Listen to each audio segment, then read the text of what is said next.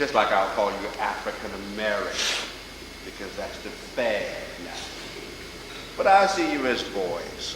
I don't care how big you are. You're nothing but a boy to me. Now, how many of you are offended by that? Let's be real. How many of you are offended by that? Raise your hand. You are offended when we see you as boys. Don't be. We just guys here talking. Raise your hand. All right. Now, why, sir, Mr. Young Man, why does it offend you to be called a boy? Boy, that's like a little you call like when you call. Speak up loud and clearly. You're on tape.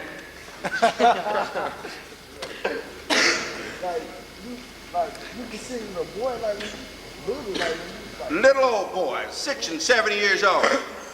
Okay, a big guy like you. Stand up, let us see how big and tall you are, so we can really get you on tape. Nah, that's all right. Okay, who else is offended by being called boy? All right, there's it. Okay, why are you offended by being called boy? First of all, what's the definition of a boy? It is someone who's on his way to becoming a man.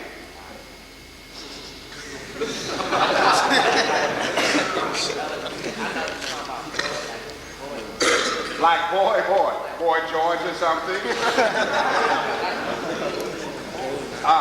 Okay, now let me tell you, there's something very important about it. You know, your perception of what you are can have a lot to do with what you do during the time you feel you are that.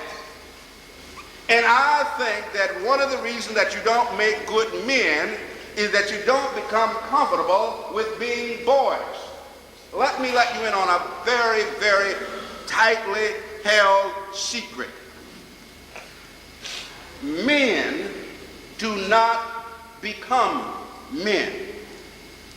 Only boys become men. I want you to remember that.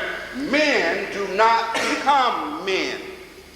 Only boys become men.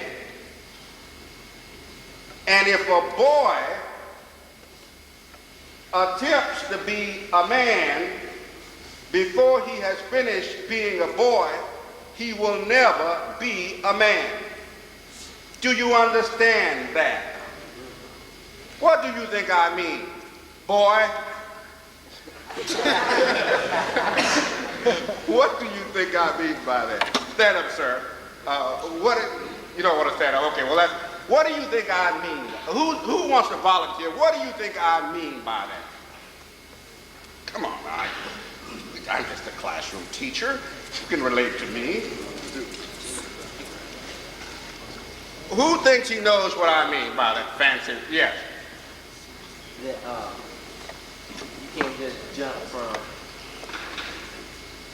start off being a man. You have to grow to be a man. You can't just. Okay. Yeah. A lot of brothers not, they all like, I'm a man now. I take care of mine and all that. They like that. And trying to be, man, they as boys, they saying like, I'm a man now, because I take care of mine and all that. And they saying they a man. They ain't no man. Boys. Now why, and they will never be men, will they? Exactly. Why? Because they are trying to be men.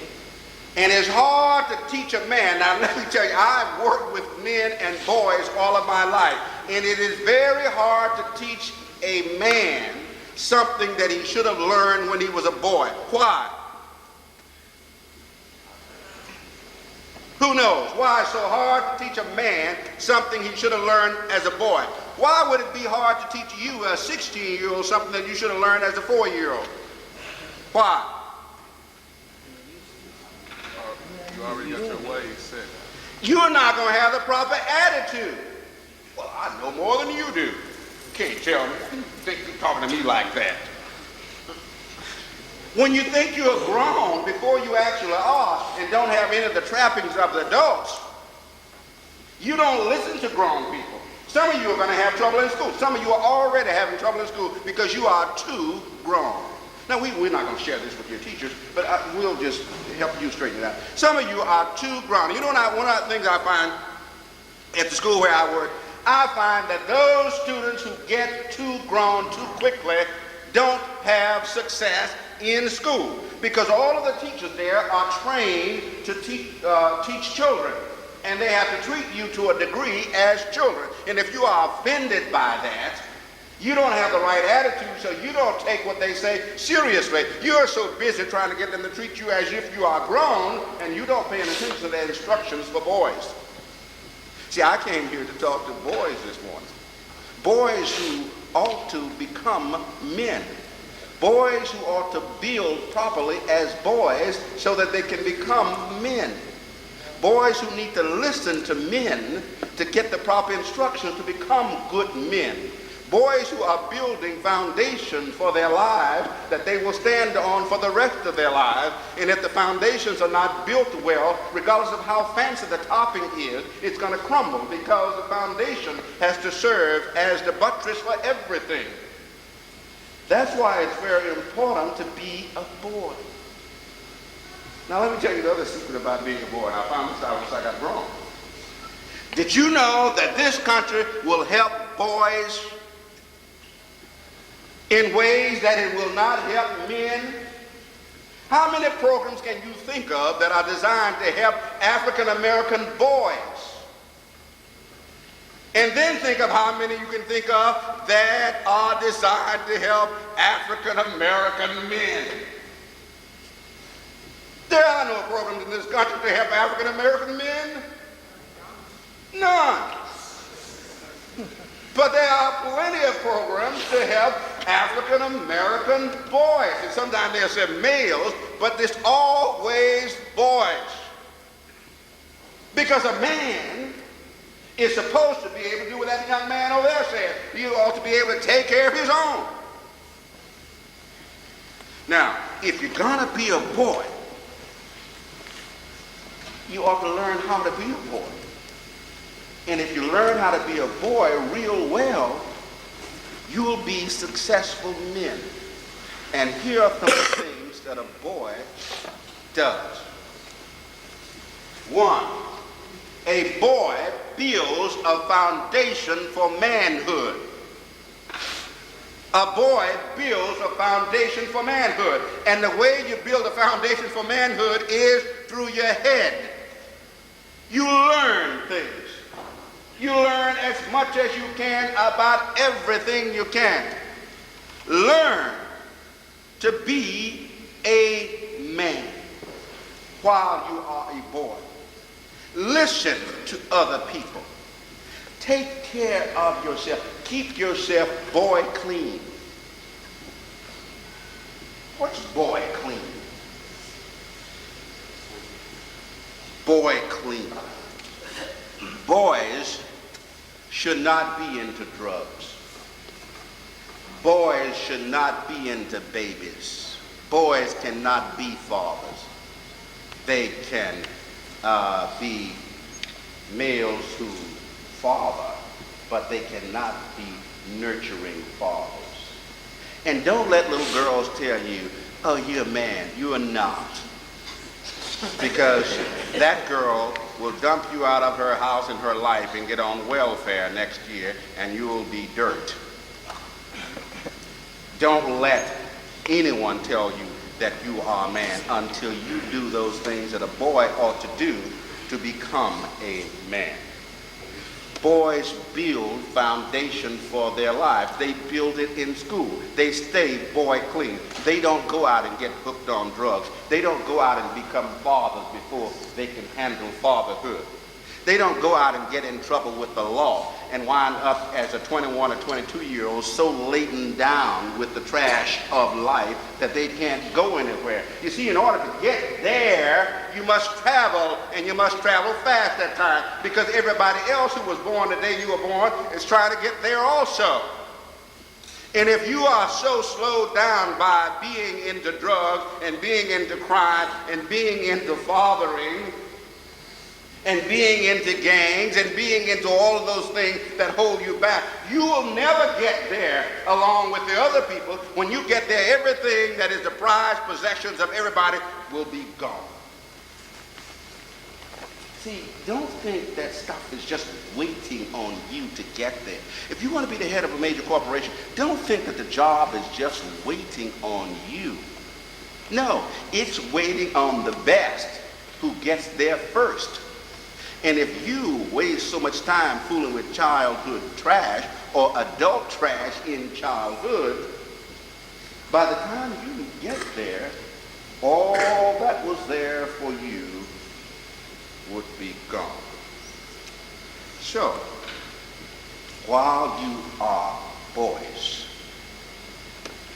make sure that you are real boys so that you can one day be real men. Let me tell you something else. See, I've worked with people from childhood, almost from infancy to their 30s. I've been doing this all of my life. And one of the things that I have found is that those young persons who grab adult life quickest, who are not prepared for it, do the worst in adult life. It just so happens that this evening, I am going to allow a young man that I knew when he was a boy who wanted to be grown so badly. He called me 2 days ago from Minneapolis, from a shelter. Now this is a kid, what I tried to talk to him when he was your age. He knew everything. He called me from a shelter in that city. Nowhere to stay. 2 daughters that he has there with him.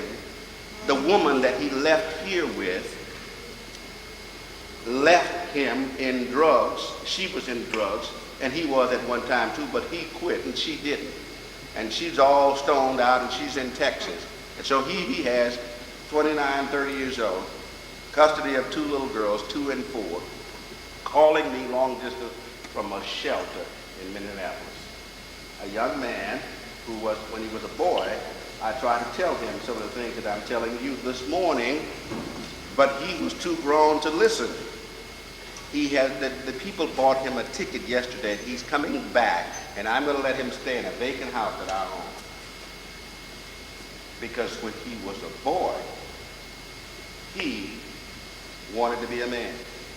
And now that he's old enough to be a man, he has none of the things necessary for manhood. He cannot even take care of himself. And the only living he has is the money that he gets to take care of those 2 little girls, and that comes from the government. And when I met that kid when I first came to St. Louis, no one could have told him that he wasn't a man. He was about 18. No one could have told him he wasn't a man. And now at 30, he hasn't done one manly thing in the last 10 years. Build a proper foundation for your life while you are boys. Don't be offended by that. Don't be upset by being a boy. Be comfortable with that, because it leads to good, productive, successful manhood. Now, you might not, I'm sure you don't know how important this is. Be patient in childhood. Manhood does follow. It's going to follow. 21 is going to follow. 25 is going to follow. 30 is going to follow. The only question is, what kind of person will you be when it comes? You can get there if you use your childhood right. Now, secondly, and I'll rush through this, and I'm not talking about this stuff that's on this paper that I wrote I'm talking about. One of the other things is this. Don't listen to the garbage. You know, a kid told me in class the other day, he said, I'm not going to get an education. I'm just coming to school because my mom is making me. And he said, I just don't pay any attention. And I said, why? He said, because the system is not going to let me do my thing. How many of you believe the system is working against you?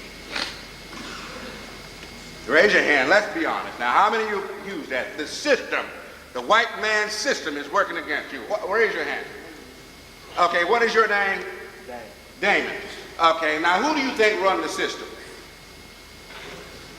White man? The white man. Now, how many white men know your name? Really? It's a couple. Couple white men. Now here you are, kid at University City High School, and you tell me that the system that's run by white folks is out to get you. Not me personally. Not you personally, but who? Just anybody that's not me personally. I mean,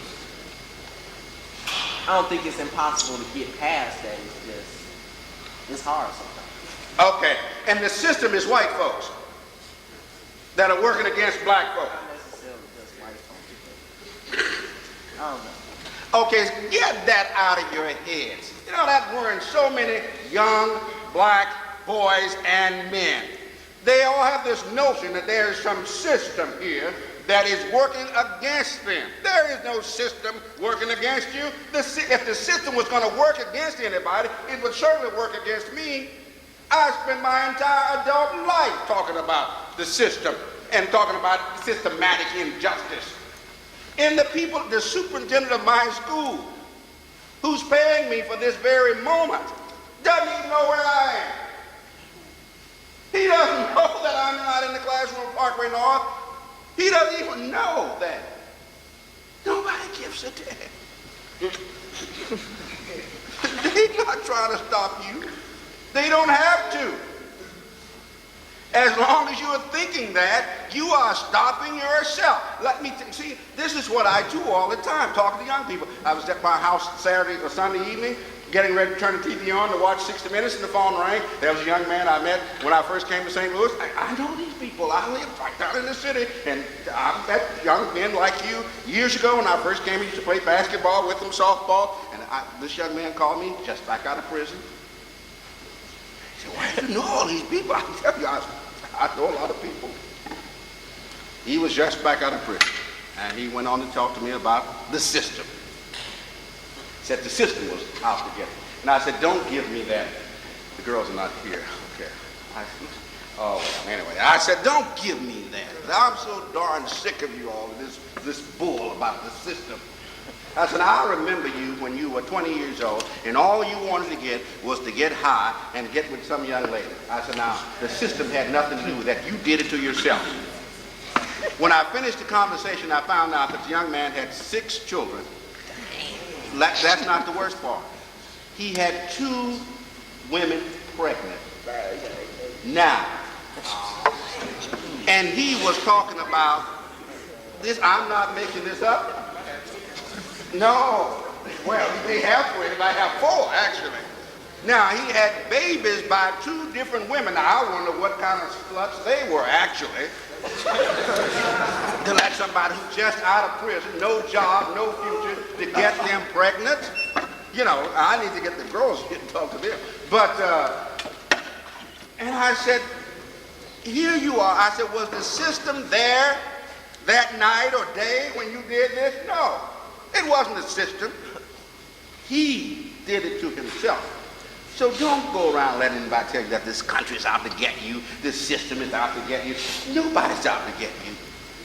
This is a very competitive life you are living. Other people are trying to get what you're trying to get if it's worth anything. So you're not competing against the system. You're competing with those other kids at those good private schools. That's who you're competing against. You're not competing against some old white man up in some office. You're not competing with him here. You're competing with the other guy in your class. That's who you're competing with. That's who's going to keep you from getting what you want if you don't get it. That's who you're competing with. So, if you can get there from here if you use your childhood effectively, get the best education that you can get, and don't let anybody tell you all this bull about the system is going to keep you back. The system is not going to keep you back. You will keep yourselves back. Now let me end with a little story. That's your question, because bells are going to ring in a minute. When I played baseball in college, now this is a very, very painful story for me to tell, but it's very interesting, so I want you to pay very close attention. When I played baseball in college, I had gone to college on a baseball scholarship, so did the young men who went along with me. There were some other students there who had played baseball at Jackson State. They were football and basketball players, and they used those guys to make out a team in the summer. because they didn't give baseball scholarship before I went. I was so good, I was the first guy to receive a scholarship. We had this guy named Tommy Campbell who played right field, and a guy named Freddie Wright who played left field. Now get that straight. Freddie Wright played left. Tommy Campbell played right. I played center field. I was the best player on the team, was the captain. So I played center field. I'm not making this up. I was really the best on the team. And the captain of the team. Now, those of you who think that you cannot imagine me being the best on the team, that's tough. But I was the best on the team. And I don't care whether you believe it or not. I was the best on the team. Okay. Now, all right, you told me I'm the best guy on the basketball team. I would say, okay, well, that's good. I wouldn't look at it. Okay, I wouldn't do that to you, sir.